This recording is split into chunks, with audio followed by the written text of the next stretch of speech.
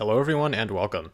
So I actually just finished writing my history BA thesis paper a couple weeks ago on it was all on isolationism. It was half on Japanese isolationism in the late Tokugawa era, so that's like 1800 to 1853, which is when Matthew Perry arrived, and then the other half was on late 19th century British isolationism, which was of a very different kind. But I was very interested when I heard that Mandate of Heaven was going to come with a new feature for Japan, specifically the change to Shinto, which adds isolationism. And I haven't actually played as Japan yet in this patch, or ever, to be quite honest, because I've never seen that interesting to me in the context of this game.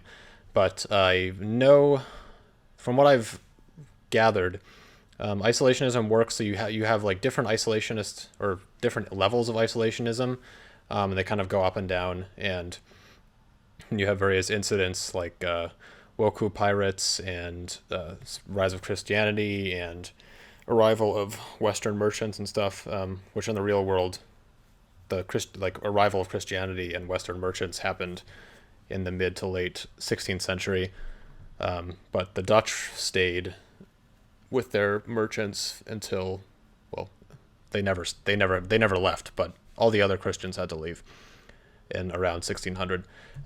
Anyway, so that my concern when I saw this was that people kind of have this, and I don't mean to generalize, but like lots of people who see Japanese history, but just on a very kind of two-dimensional level, see Japan as very isolated, or at least saw it as isolated, and there's been a lot of work done to kind of disprove this. I mean, particularly during the Tokugawa period, since there was in 1638, the Tokugawa shogun, the government signed this document saying that like no Japanese people could leave on threat of death and no Christians could come into the country.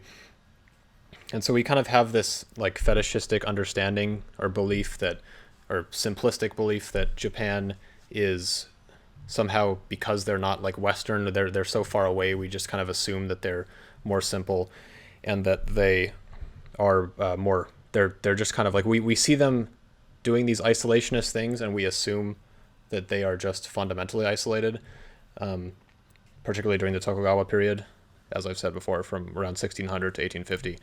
And they were kind of, in the sense they wouldn't allow Westerners for the most part to come and trade with them or engage in diplomacy or whatever, but that is a kind of Eurocentric viewpoint, since they still were readily engaged with China and Korea and various other people around them. Hokkaido, which it still wasn't part of Japan, they were interacting with Russians every so often. They were trading with Ryukyu down here. There was a lot of trade with Korea happening through Tsushima, which I think might be this island here, although it's not its own thing in EU4. So that there's kind of this myth that they were just completely cut off from the world, that is easily broken once you actually like delve into the history, but from a simplistic point of view, they were isolated. So when I saw this, I guess I have a problem with it being called isolationism, or maybe it's not that I have a problem with it being called isolationism. It's more that like Japan is the only place that has an isolationism counter in the world. Because I think isolationism is very interesting, and it's present. It's hard to define, but it's like the concept is present throughout the world. I mean, even today you have Britain and Brexit and other stuff going on in Italy and France and whatever. And then you have America, and we want to, like, some of us want to cut ourselves off from other parts of the world, and Japan still has kind of cultural isolation elements to it, and places all over the world have always not struggled, but kind of dealt with that question about how much they want to kind of allow people in and how much they don't. So it seems a little weird to me that Japan is the only place that has this counter, this can be on a spectrum of isolationism in this way, because it shows that like the people who gave it the isolationism trait, as I've said before, just kind of have a fetishistic understanding of Japan. Just they like it's more like they have this idea in their hand of Japan of in their mind of Japan being this strange and kind of barbaric state, so different from Britain, for example, which is so much more complicated. And it is, I mean, it is to their credit that they did make the isolationism complicated. I mean, there are all these events, there are all these different levels and everything, but they should just add it to everyone.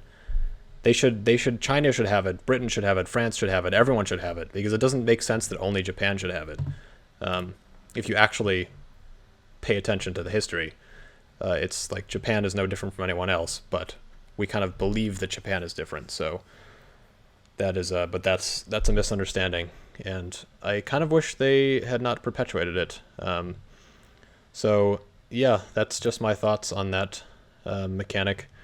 I probably don't intend to ever play as Japan, since as I said, they don't interest me that much, although they are very good.